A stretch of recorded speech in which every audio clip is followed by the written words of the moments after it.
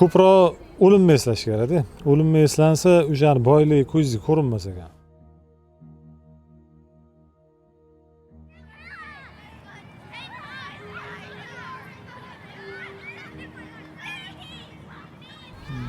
Nimaga hammamiz o'tamiz, boy ham o'tadi, kambag'al ham o'tadi. Buni borganimizda savol-javob hamma iymondan, e'tiqoddan, namozdan bo'ladi shu narsalar. Eng kerak mashinalarni birinchi o'ringa qo'yib olsa, hammasi o'zi yaxshi bo'lib ketar ekan.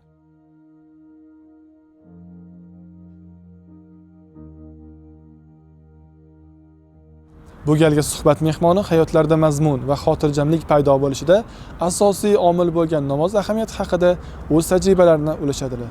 Shunday ekan, suhbatni boshladik. Amaki yoshingiz nechida? Xudo xolasa 50 ga yaqinlashib, 48. 50 ga yaqinlashib borayotgan inson o'zini qanaqa his qiladi? Har doim xuddani yoshdek tuyulasiz. Sani yoshida qanday bo'lsa, qalb o'zgarmas ekan. O'zingizni yosh qilib his qilaverar ekansiz. Oshna og'aylar bilan gaplashib yurganingizda ham katta bo'lganingizda bo'yningizga yo'g'ingiz kelmas ekan baribir. Bu yerdan aytavdim, qalbingizda o'sha maktabda o'qib yurganda shunaqa tuyulaverar ekan. Insonni qanaqa sifati o'zini baxtsiz qiladi deb o'ylaysiz?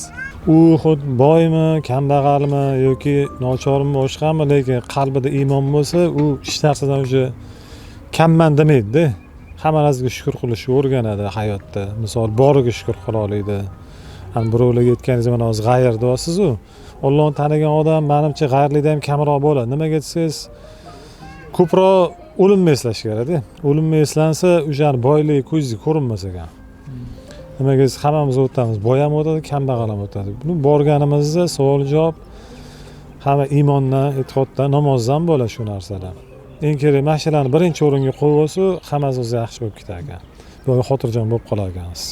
O'zingizga 20 yoshligingizga qaytgan paytda shu bilimlaringiz bilan, shu dunyoqarashingiz bilan 20 yoshligingizga qaytganingizda qanaqa maslahat bergan bo'lardingiz hozirgi kun kelib yaxshiroq bo'lish maqsadida? Namoz o'qidardim.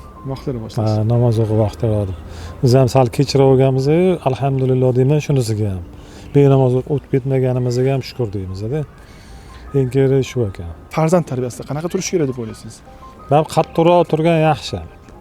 Endi yoshlikda qattiqroq turasiz, 12 dan oshgandan keyin voyaga yetgandan keyin o'rtoq bo'lish kerak. Nima deydi, ichidagi gapini gapira oladigan bo'lish kerak-da, qo'rqmasdan.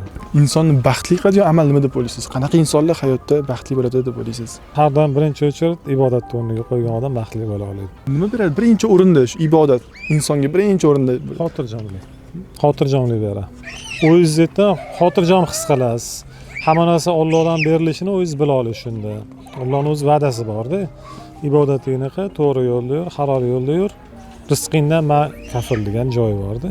Yoshida mana namoz bir o'qimay yo'q yurgan o'ylayverardim. Katta bo'lgan bolalar qanaqa uylantiramiz, qizni qanaqa chiqazamiz, o'zimizni nima qilamiz. Hozir o'ylamayman. Rahmat kattaga. Salomat bo'ling. Va albatta eslatmada har bir fikr yurituvchilar uchun yaxshilik bordir. Agar suhbatimiz foydali bo'lgan bo'lsa, sizlarni keyingi videolarimda kutib qolaman. I'm sorry, sir. I'm sorry. Could you look at the camera? I'm in the middle.